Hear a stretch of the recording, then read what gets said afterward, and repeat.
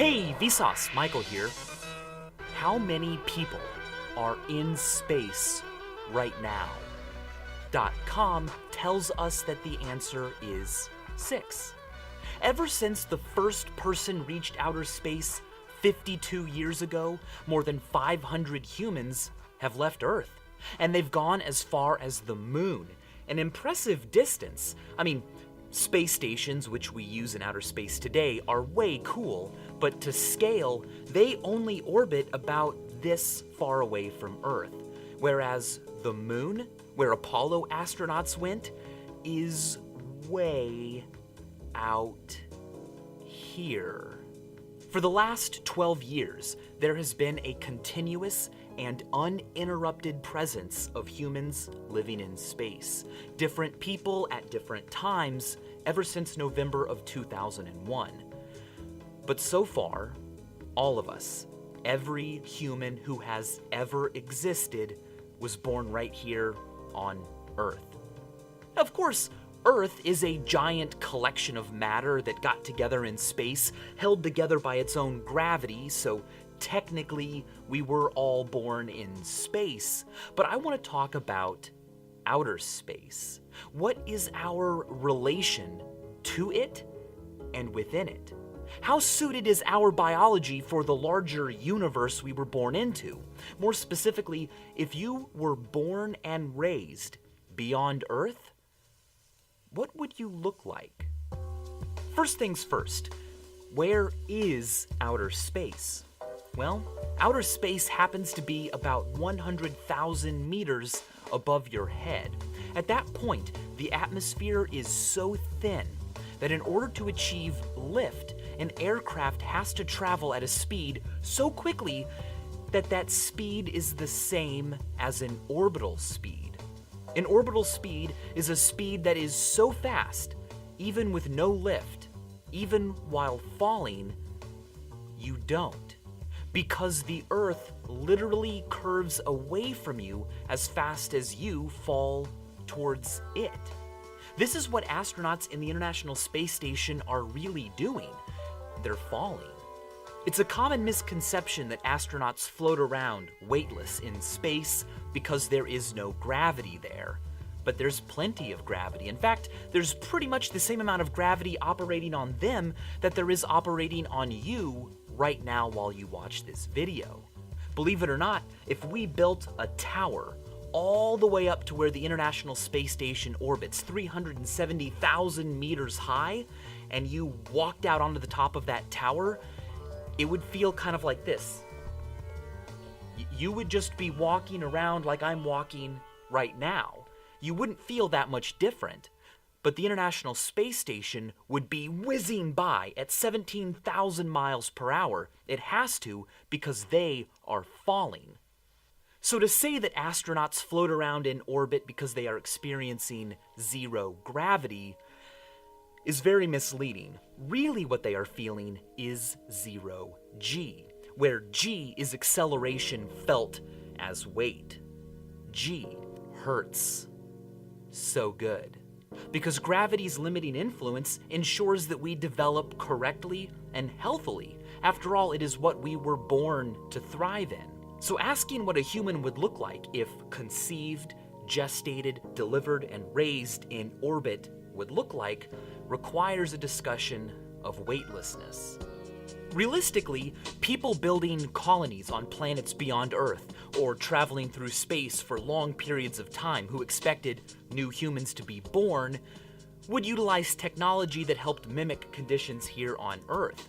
But until artificial gravity is perfected and can be easily implemented, it's important to understand the effect weightlessness has on our biology and other things. For instance, in a zero-G environment, hot air doesn't rise. So a candle flame is not shaped like a stretched ball of glowing gas that's drawn upward.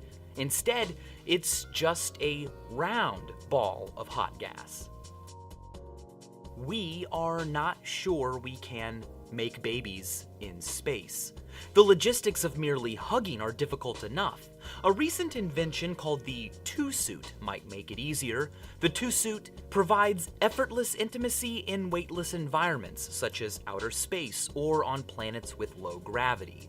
But will it be enough to ensure that conception happens? The enzyme responsible for stopping the movement of a sperm cell's tail doesn't work very well when there's 0G. In space, sperm swim faster. One thing we know about babies inside mothers in space involves the development of the vestibular system, canals in the inner ear that use the flow of fluid to determine movement, up versus down, and balance. In a 0G environment, the fluid in the vestibular system just floats around. It's confused, and this can lead to motion sickness, visual illusions, and disorientation. It's called space adaptation syndrome, and it affects about 50% of astronauts. Confusion about motion can make you vomit, car sick, seasick, 0G sick because of survival. It's believed that motion sickness, a confusion about acceleration, is similar to the effects caused by the consumption of poisonous plants, in which case vomiting can save your life. Pregnant rats taken to space give birth to babies back on Earth that struggle with directions. Unlike rat babies that gestated here on Earth, the ones that gestated in space have trouble righting themselves when thrown into water. They do tend to be better at processing orientations common during weightlessness, which is a good sign for humans, gestated and born and raised in space, but it's some of the only good news. Vestibular fluid isn't the only fluid to be affected by a 0G environment. All of your body fluids are. On Earth, gravity pulls those fluids down. But in orbit, the fluid is free to evenly distribute, giving astronauts their characteristic bird legs and puffy faces. Cosmetically, it's kind of a bummer, and all of that new fluid pressure in your face can compromise vision. Of 27 astronauts studied after long space flights, 9 had fluid expansion around the optic nerve, 6 had eyeballs flattened in the back by fluid pressure, and 4 had bulging optic nerves. More fluid pressure in your head causes an errant message that your body must have too much fluid, so the bodies of 0G travelers respond by producing less blood. Astronauts can lose up to 22% of their total blood volume while in space, leading to weaker, atrophied hearts. Away from Earth's protection, radiation from the sun and the rest of the universe is incredibly dangerous, and we're still not exactly sure how to best guard against it. Mice exposed to levels of radiation expected during interplanetary journeys showed signs of different brain blood flow and larger plaques of the type found in patients with Alzheimer's. Psychologically, feelings of isolation in space, thinking about just how far away you are from the rest of humanity, can affect you physically. Scientists working at the South Pole have developed compromised immune systems with fewer T cells. As for the shape of your body, fully grown astronauts in orbit, no longer pressed down by Earth's typical G-force, experience spinal expansion, sometimes growing by as much as 3% before they come back to Earth. A 6-foot-tall human can go to space and come back as a 6-foot-2-inch-tall person. Without usual and necessary stress, bones in space atrophy at a rate of about 1% per month. Given enough time, total bone mass lost can be as high as 40 to 60%. And when weightless, you don't need as much muscle strength to move around. This causes the muscles of people weightless in space to atrophy. Those that you use to fight gravity can shrink 5% per month for a total muscle mass loss of 20%. It's all kind of scary and sad. But don't bother crying over it, because without 1G to pull them down, tears don't work the same way in space. Astronaut Chris Hadfield makes excellent videos about how things happen differently in orbit.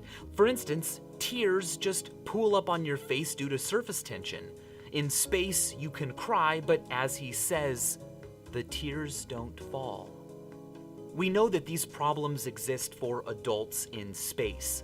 Theoretically, they would affect developing children in space even more so. Parallels have been drawn between the way a child's skeleton would likely develop in orbit and diseases that cause weak and soft bones here on Earth, bones that break and heal according to different forces than the typical downward ones, like rickets. It's tenable to say that without proper precautions, exercise, and care, like adult astronauts already take, children developing in space could look like this. Not because of rickets or a lack of vitamin D, but because the usual forces and active use required for healthy bone development just wouldn't be there. Added to the other threats, imagine a body shaped like this, but with thinner legs, thin, weak muscles, a puffier face, poor eyesight, and a higher than usual proclivity to dementia later in life. Doesn't sound very good, does it? Remember though that a lot of this is speculation. Few studies have been done on the topic, and few are planned for the future. We don't even know if a healthy fetus can develop in the first place, or if conception can even occur in space. When I think about how little we know about our bodies and how our bodies might grow and develop in the larger universe beyond Earth, I like to think about plankton.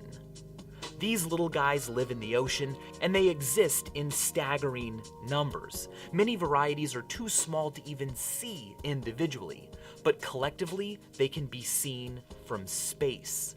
It's estimated that there are more plankton in the oceans of Earth than there are stars in our galaxy. More plankton on Earth than there are galaxies in the observable universe. And these guys wander around at the whim of ocean currents. They're wanderers. In fact, they get their name from the Greek word for wanderer, a name that they share with objects seen wandering in the sky. Planets. Plankton on a planet. Wanderers on a wanderer. Maybe, like ocean plankton, we humans are destined to wander far and wide, eventually also becoming more numerous than the stars in our galaxy. It's within the realm of what we can achieve. But before we start feeling too excited, too proud, keep in mind that we know very little about how our bodies grow and develop outside of this wanderer, this planet. And even though we know a lot of older words that sound like body, fundamentally, we don't even know why we call these things bodies in the first place. And as always, thanks for watching.